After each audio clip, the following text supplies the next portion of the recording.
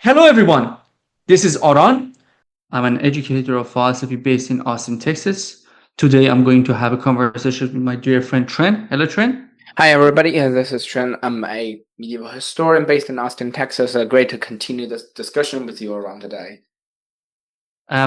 Yes, I am very excited about this continuation. Trent, can you tell us a little bit about what we have talked about so that we can actually continue that conversation?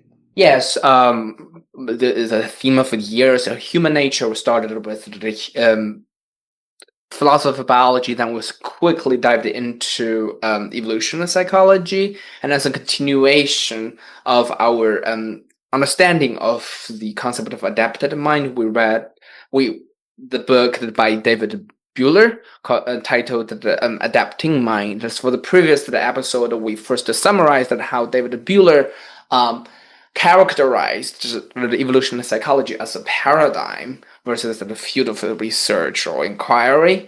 And for the previous two episode, we've discussed a very important concept. David Bueller alerted to those subscribers of the paradigm to, namely the concept of plasticity. So in this episode, we're going to continue that discussion about the plasticity by addressing how David Bueller preemptively responses to the criticism of a kind of um, equation identification between the emphasis of a neuro or other type of adaptive plasticity with the concept of a blank slate understanding of a human brain. So that's where we are now. Yes. So the point here is basically that if you remember from Adapted Mind, the foundational text in evolutionary psychology, and if you have encountered any like pieces by the more popular figures of evolutionary psychology like Steven Pinker, their like enemy, conceptual enemy, is the concept of blank slate, and that concept of blank slate, also can be understood as the main target in evolutionary psychology's criticism of the what they call the social sciences model, right? That the idea of a blank slate is that whatever our biological configuration is, we're entering the world with just minimal, givens. What is actually turning us to what we are is the environment, right? And basically, we are shaped by social forces, and our behavior is a learned behavior. And that is basically the main, maybe like focus of evolutionary psychology, is to reject that viewpoint, right? Evolutionary psychology emphasizes that if we assume we have a blank slate, or we're born with a blank slate, we cannot make sense of many important features of our human lives, including language acquisition, but not limited to that. Because the main issue that evolutionary psychologists have in mind is that we have a framing problem, right? We cannot be sensitive to all layers of the infinitely complex world that is surrounding us, because the world is noise. If you have no clue what to focus on, there is nothing could be learned. There's no way that any sort of learning process, whatever we mean by that, can be initiated without a process that is prior to the learning process. And of course, there's a whole bunch of other problems that exist with the tabula rasa, which is like the problem that, if you don't have it when you're born, it is learned. Of course not.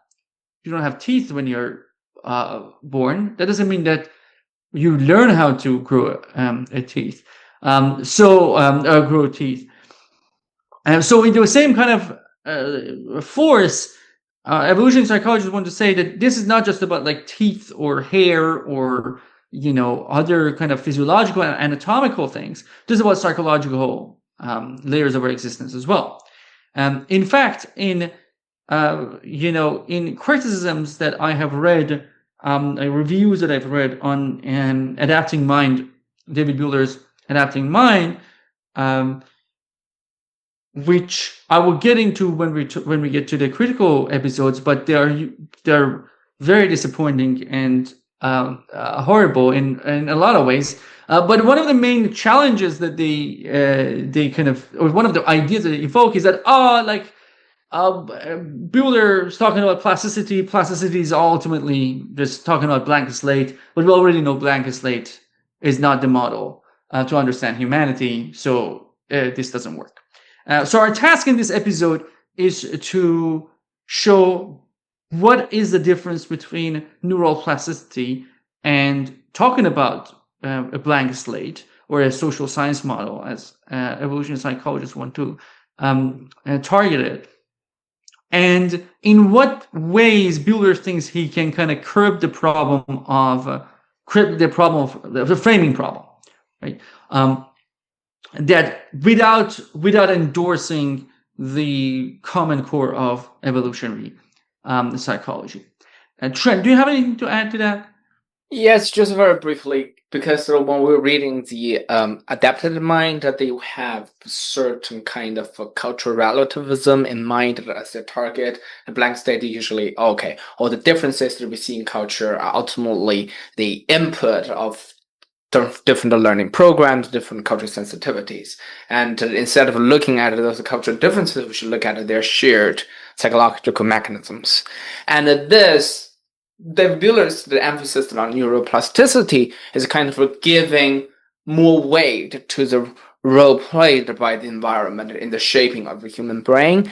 But ultimately, he is the evolutionary psychologist or philosopher of evolution. He's not by any means those people Adapted Mind writers that criticize. So that kind of equation of Buehler or reduce him into the category of like advocate of cultural relativist or tabula rasa in the like cruel and strict sense is quite counterintuitive, but they do show up in book reviews. Anyway, let's just proceed.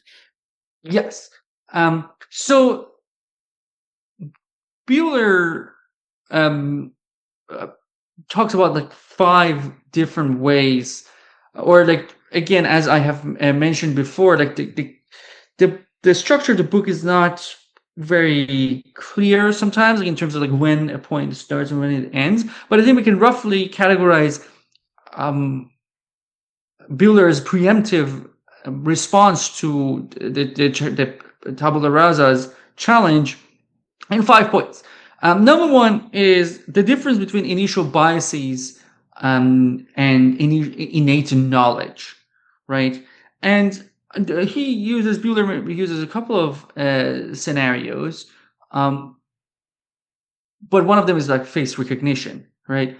That according to Buehler, evolutionary psychologists rightfully mention that if you're just like a blank slate, why would we even create a boundary between a face and its background, or pay attention more to a face as opposed to the nursery's wall, right? It's not clear why we would do that unless we are born with certain things.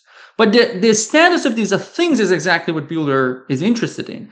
Buehler wants to say that evolutionary psychologists infer from the fact that a blank slate does not explain our interest in face recognition, amongst other things, to the point that we have some sort of an innate knowledge that these like faces are important and these are the things that are attached to that, and all of this is like a fixed psychological mechanism. Buehler suggests that there is a much easier with less less baggage kind of an answer to that question, which is about initial biases, right?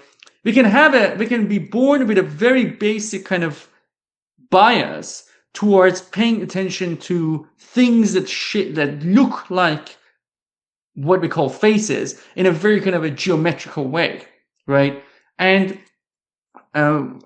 also Buehler mentions like case studies that like babies don't even understand like the reality of an actual face and an image of a face. They react the exact same way to that kind of a recognitive process. Buehler's point here is that we can think about these biases as minimal nudges in the right direction, right? That we are not born without any clues of what to pay attention to, but from that we cannot infer that we have a fully developed modules ready to be like unpacked throughout our lives. The onus is on the evolutionary psychologist to show why it is not possible to think that we have initial biases, but we don't have any, definitive modules. What is missing here that evolutionary psychologists think the modules are there to solve?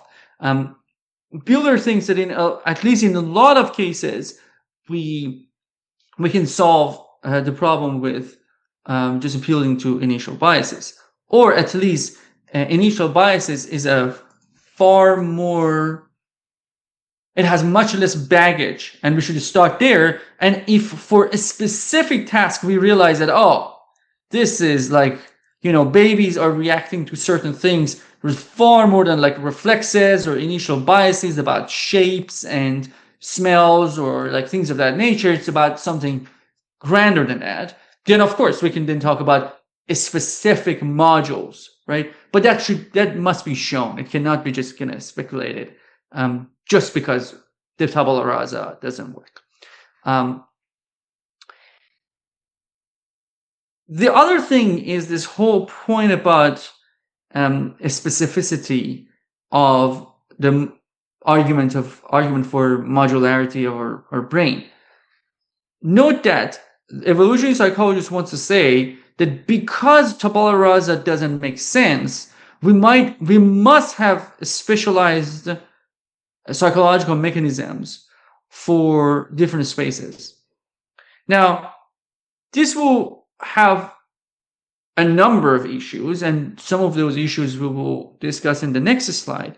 But Buehler mentioned something interesting, that okay, so like it seems like the reverse engineering is that we have a specific problems, therefore we must have a specific psychological mechanisms in charge of those, right? We have a specific problem called mating. We must have some sort of a specialized psychological mechanism dealing with that.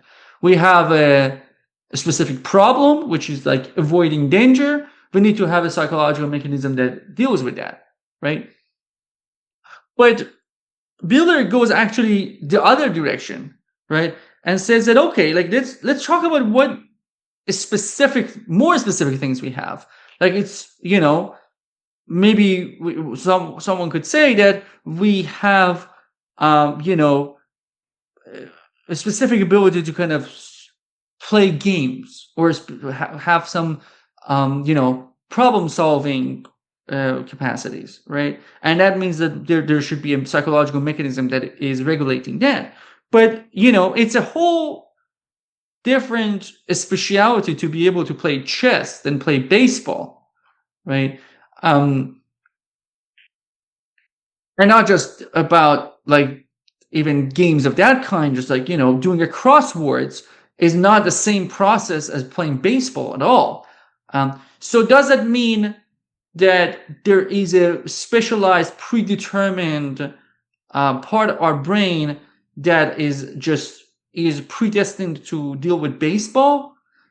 Well, that seems very unlikely. And to the point of absurdity, because then it has to have like a, checkers a specific part. And like every single game that is different should have some sort of a specific psychological mechanism. And if the answer to that is just like, no, we don't need that specific thing for each game, we just need something specific about games, then I think what we can infer from Buehler's argument is that why not go up again, right? Just why not go towards that direction that, okay, so we have accepted that we can have a domain general mechanism dealing with a lot of like different types of specialities, say in games. Why not go above that and say that like there could be a more general domain that covers both games and like future planning, and these are just specialized parts of that domain specific thing that just get established by not just environmental triggers, but the co-sculpting act of the environment that we discussed last time. So the idea that I think the Buehler follows here is that we can use the point about specificity against evolutionary psychology, because it seems rather arbitrary to say, why couldn't we explain playing games, or why shouldn't we explain playing games like chess by appealing to a specific mechanism, psychological mechanism dedicated to chess, but we should explain like mating as something that is specified by something that is only kind of closed off and secluded and isolated, and it's only about mating. Like, what is the logic there? So in that sense, I think Buehler uses what evolutionary psychologists want to use against the tabula rasa people. Specificity exactly shows us that there could be domain general processes that then specialize based on what kind of environment an individual finds themselves in. And in that sense, the issue is not about lack of any process. The issue is that the modularity thesis is inaccurate. Trent?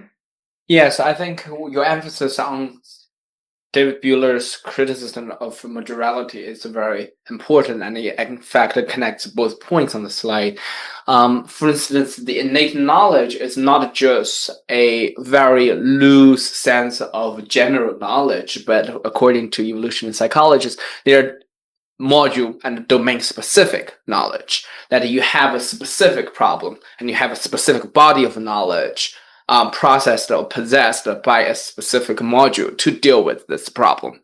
But David Buehler points out very sharply that but it's the burden of proof the existence of a specific module is on those who presume they exist. It's not.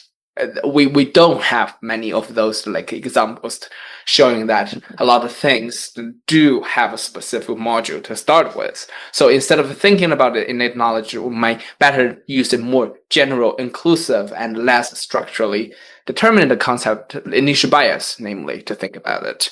And that just connects with what you just said. To reiterate and put in different words, it's very arbitrary how they compartmentalize it in a module, like why mating, why don't go into very specific case and say, oh, it's looking for a person with most largest territory as one's mate during one's like productive age. And so if we cannot, so on one hand, it cannot go into real specificity, because if that, they cannot become pan-human. But on the other hand, they refuse to go further up, in the sense that they gotta be like concrete and the compartmentalized module. It cannot be a general mechanism of, say, success in social life.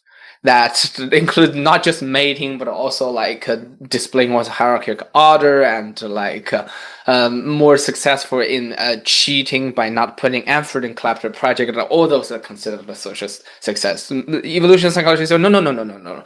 Mating is its own problem, has its own module, which is different from deceiving in the food redistribution. David Buehler would just ask why. How do you come to this such very clear boundary of modules and a very confident association between a module and a problem? Yes, that's my reflection. Yes, I think that's a very good way to kind of connect these 2 points. I agree that they basically are pointing at the same thing, that to speak of a specificity is maybe counterintuitively actually means generality. We have generality because our problems are very specific. And I think that line of argument is going to unfold more in different layers of Buehler's general criticism of evolutionary psychology. Now, there is the problem of language, right? And I think the point that Buehler wants to mention is that evolutionary psychologists have a valid point that language is an interesting case, that it seems like, it might need something more than initial biases, right? Maybe we need more of that. Now, I'm not sure why Buehler doesn't follow the same thing with language, right? Because I'm not saying that it is ultimately clear what is the boundary between bias and knowledge, right? But I think, there is one thing to say that there is some sort of an inherent grammatical knowledge in every baby.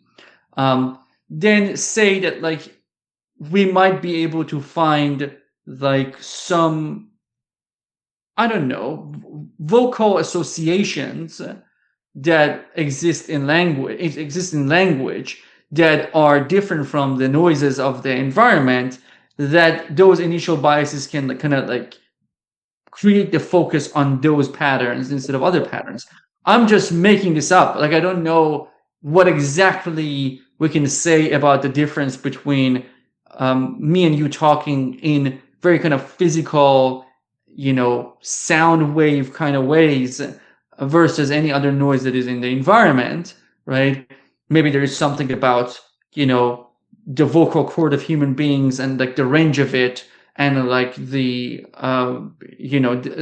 kind of a spectrum that it covers is very different from a cat, or it's very different from a generator humming, or a plane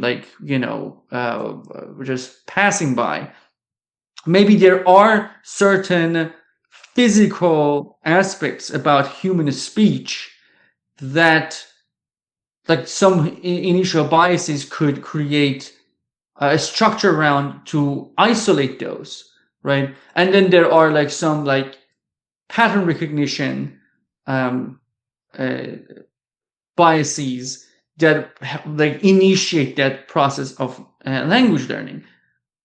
I have no knowledge of this area. What I'm saying is that that is different to say that there are innate grammatical rules that everyone possesses, and I don't think that's what I'm suggesting. Not the specifics of what I'm suggesting, but I think that is a criticism that is very, very much present in critiques of Chomskyan view, because not every person who disagrees with Chomsky thinks that this is just tabula rasa, right? I think they all think that there are different ways to think about this kind of filtering process or framing process. In any case, Buehler thinks that language might be an exception, not the rule for innateness. Maybe we have some sort of a more robust, innate grammatical structure innate in us, but it must be shown why mating is like language.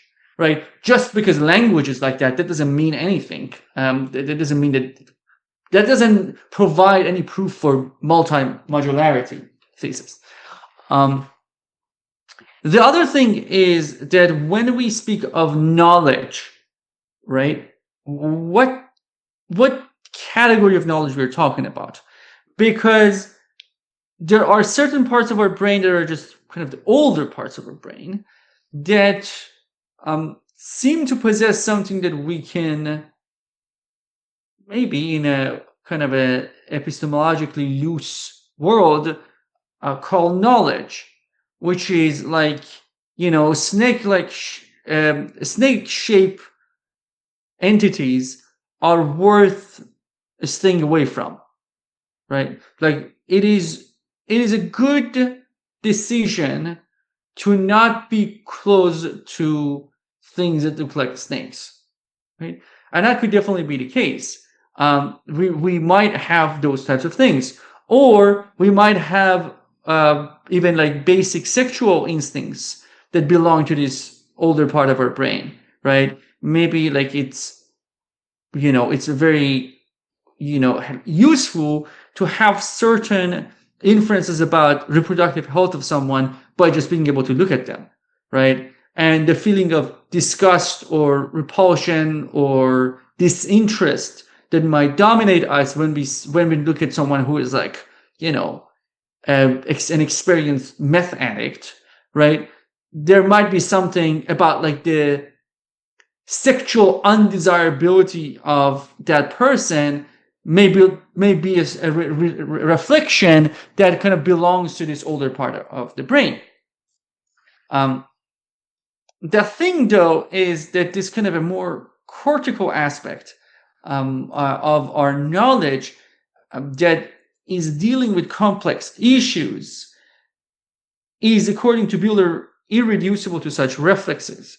And this is not to say that evolutionary psychologists say that psychological mechanisms are reflexes, but I think in Buehler's viewpoint, structurally speaking, the psychological mechanisms for evolutionary psychologists is just basically a set of hypotheticals. And these hypotheticals are just kind of like triggered based on environmental input, but they're pre-programmed. And ultimately, the argument that Buehler is bringing forward is that when it comes to the problems such as mating, we cannot think of them, we cannot solve problems there by like only thinking about these types of hypotheticals. And this takes us to the last point here that I really like. And that point basically, uses the example of finding a high status male partner as an example to show why like a module talk is not the answer, and a more domain general constrained system of framing the world is the one that we should pursue. Now, why do I think the point about high status male partners is very important? Because I think it really brings out something that is at the core of the problem with the hypotheticals as they're understood in evolutionary psychology.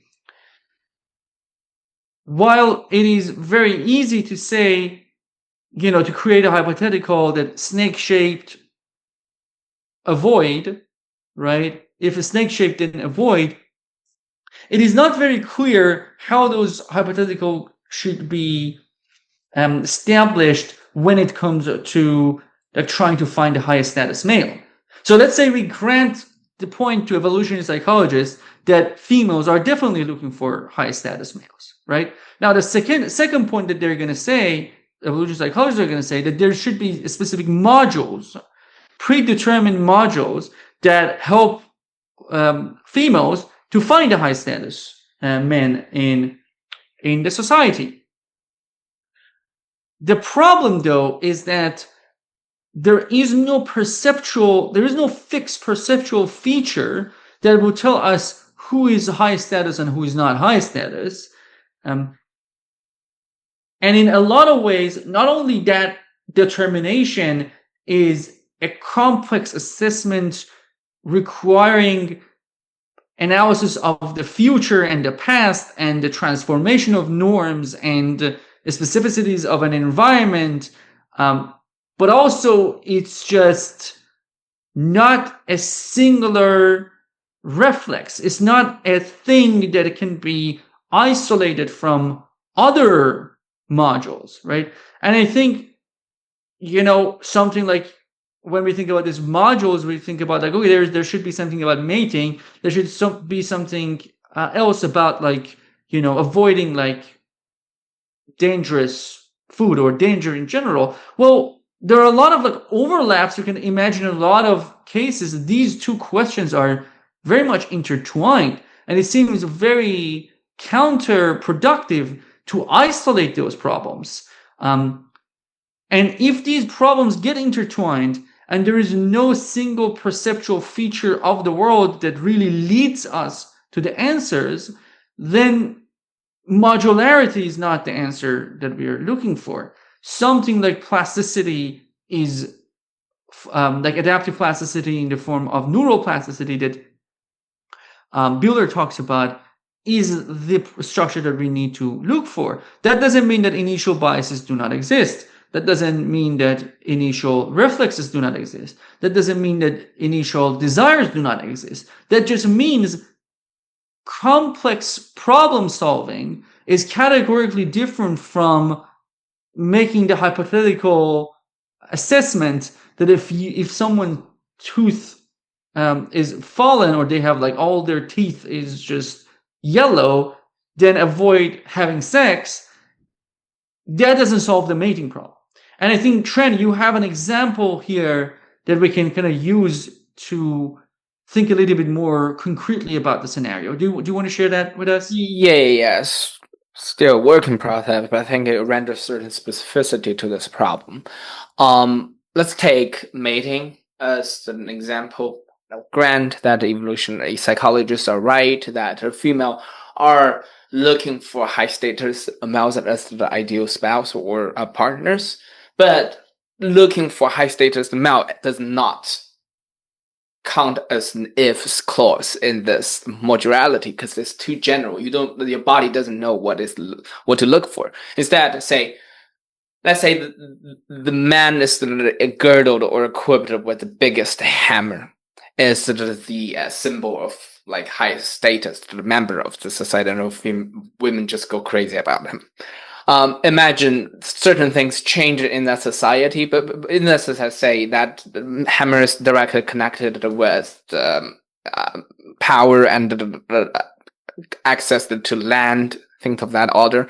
But if, say, climate change or the human group of human hunter-gatherers, and they migrate to a place which is very close to a huge river, and the river regularly floods. And if you have some really heavy hammer with you, then you cannot flee easily, and likely you're susceptible to natural disasters. So it's terrible to mate with those people because they will no longer provide the resource you need as a mother. So in both situations, if female really were going after looking for high status male, then they have to look at different things. They cannot stick with the biggest hammer as the rule of thumb in all society. They must adjust. The situation is different. We must look for something else. Here's a flood situation. Maybe the guy with the longest legs should be the ideal partner. So they have to adjust to that. There are two things. The first is that it points out the fixed domain specific problem are not the real adaptive problems that evolutionary psychologists are talking about. Second is if female members are able to adjust or translate that problem into specific circumstances, there's no way for us to rule out that mental capacity is not used to solve other problems. So, like, they don't have a meta module just to solve adjusting what higher status means in a circumstance that specific capacity might well be used to guide any member to adjust their expectation of honesty, or whether it's a person we could rely on in a collaborative project, say raising a kid or like building a house together with. So I think that's a criticism David Buehler offers. Because adaptive problems in reality, if you translate it to our psychological impulses and the perceptual habits biases, have to be very specific and concrete. It cannot be generous, like finding higher status mate, so abstract. Such a thing must change, given the changed environment and the social relationship. If that thing has to change all the time, then there must be certain things that to regulate or guide people through such change, help them navigate such changes. And if that's the case, there's absolutely no reason to think that ability is specific to that specific domain. It could be used in other domains. So, as you said, just to reiterate, if you really want to go about specificity, then very likely you end up with something plastic, adaptable, and general. You cannot just start with the specificity and end with specificity. It doesn't work that way in terms of how adaptive problems translated to mental capacities. Yes. Yes, and I think that's the kind of makes the full circle like meaningful. That of course we have some initial biases, right? Like the initial biases of some desire for like reproduction, let's say, right? Which, I mean, how omnipresent those are, that's a different problem, but I don't think it's necessarily controversial to say that we have some initial biases with that. And there are definitely certain sensitivities that might be very much ingrained in us that could help us in some of these areas, right? In avoiding danger, in finding a healthy partner, all of those. But I think what is very important and interesting is that when we get to the problem, the question of mating, the issue that we talked about, the kind of the arms race of adaptation, also shows itself, right? Because I think when we think about, mating of certain species of birds, maybe some aspects of, maybe it's just very clear in a lot of ways, like what is the highest status? Just because there are not many innovative ways to create like status or understand resource, certain physical ability to kind of bully other competing males, certain like body mass, maybe like some feathers that show some form of active reproductive capacities. They are the kind of these kind of perceptible clues that will help the female bird to choose the right mate or compete for the right mate.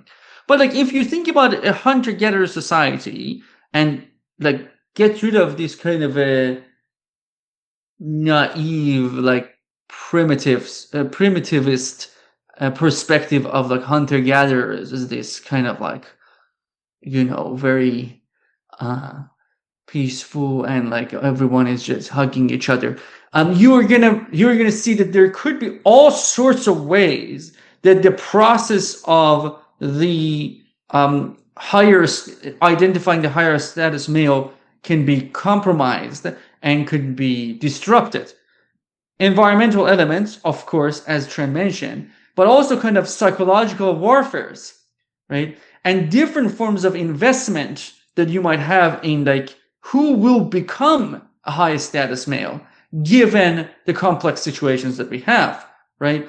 And that could be a lot about like, maybe the toughest male in the group that is really great at chasing deer becomes like the soldier of a tiny male that has a very good leadership capacities, right?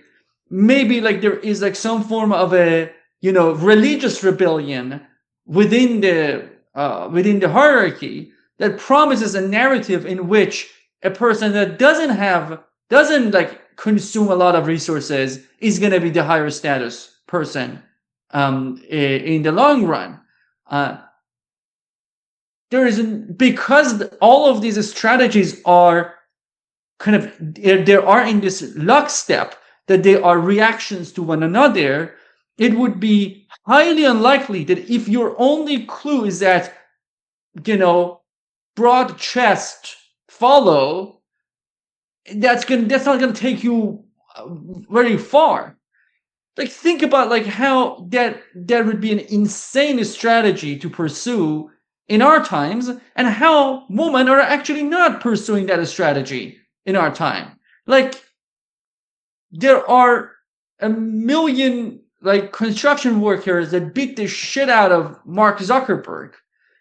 Like, it's like if like the modules are like designed to kind of only follow some perceptible features, that would be a terrible idea.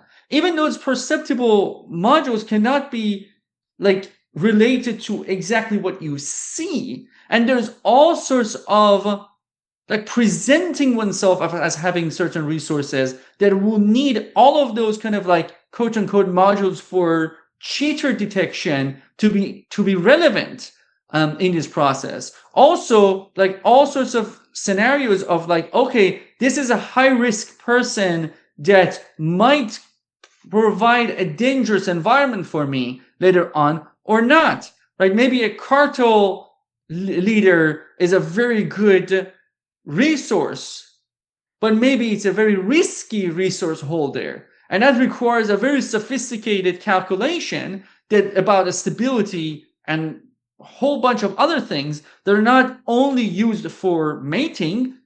I'm using those things for, danger calculation in other areas. So neither strong boundaries between these modules make sense, nor their generality makes sense, and nor we can think of them as reducible to hypotheticals from perceptible features of entities. A lot of this is happening in imagination, speculation, and expectation that doesn't exist. Like, a lot of like investment in intellectual capacities are not very clear cut based on like certain perceptual features, and they required a very complex calculation that is changing based on, for instance, what kind of an economic system is in place, what kind of a religious order is in place, what kind of hierarchies are being introduced and being transformed within the society. So in this way, just like what we said about a specificity, complexity also implies that we need actually a domain general apparatus that could connect all of these domains without saying that this domain general structure is just like clueless. It's just like thrown into the world without any clues. No, it has clues, but having clues and biases does not imply a hyper specialized, fixed, predetermined, genetically informed psychological mechanisms. And I think that's all the dealer is talking about. Trent, any final thoughts? No, I think you did a great job in summarizing David Buehler's defense of his emphasis on domain general plasticity versus the kind of a straw man people kind of labeled as a theory, namely blank slate. I think the difference between the two has become very clear by the end of our episode. Yeah. Awesome. I think with that, then we can wrap up this episode. Thanks for listening. We will continue this discussion in the next episodes. Yes, stay attuned.